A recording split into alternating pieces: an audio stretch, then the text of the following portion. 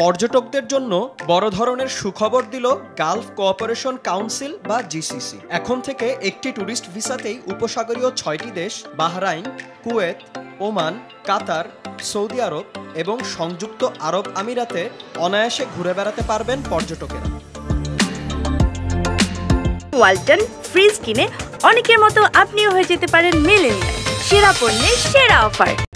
GCC জানায় grand tour visa এ বছরের শেষের দিকে চালু হবে। ভিসাটি হবে শেনজেন ভিসার মতো। শেনজেন ভিসা যেমন ওই অঞ্চলের পর্যটন খাতকে সাহায্য করেছিল, তেমনি গ্র্যান্ড ট্যুর ভিসাও উপসাগরীয় অঞ্চলের পর্যটন বিকাশে সহায়তা করবে। এছাড়া জিসিসির 6টি দেশের মধ্যে যাতায়াত আরও সহজ করতে অবদান রাখবে।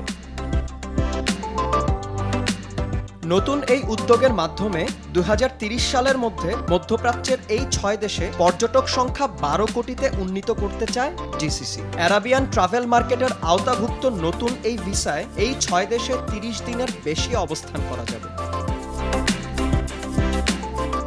ভ্রমণ ও পর্যটন শিল্পের ব্যবসায়ীরা বলছেন, ভ্রমণ প্যাকেজগুলির মধ্যে 3টি দেশে 2 রাত্রি যাপনের জন্য দর্শনার্থীদের খরচ হতে পারে 4 থেকে 5,000 দিরহাম।